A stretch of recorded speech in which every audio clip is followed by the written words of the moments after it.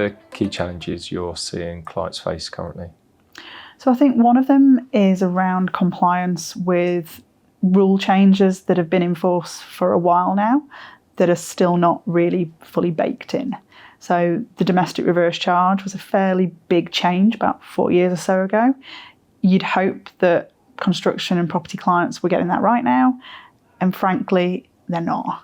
We're still seeing that this is tripping a lot of businesses up, and it is one of the areas where I think, to start with, HMRC did have a bit of a softly approach. They recognised it was a big change as well, but I think patience is starting to wear a little thin from HMRC's point of view, and we are seeing them going in hard now on businesses who aren't getting this right. So I think that's one area where there's still more to be done.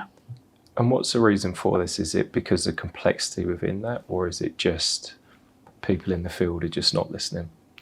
It is complex, and it piggybacks off rules from a different tax regime, but without making them directly the same within the VAT world.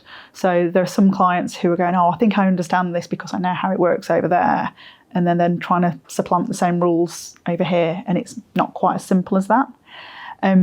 Ultimately, the reason those rules were brought in was as an anti-fraud measure, and it was designed to try to remove the ability for VAT to sort of go missing in the supply chain.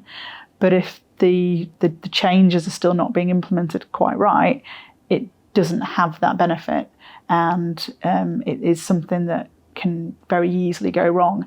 And where parties are either charging VAT when they shouldn't do, or worse, when as a customer you're supposed to be self-accounting for VAT, you can really easily find yourself in a penalty situation when you honestly thought you were doing the right thing. So just looking at this in the reverse charges, so what are the typical clients that are facing these, and where is this really important? It's within the development space. So it's not something that tends to touch and concern, say, an occupier of a property. It's landowners who are buying in and then selling on construction services. They need to have a really good understanding of exactly when these rules do bite and when they don't, and in what type of circumstance.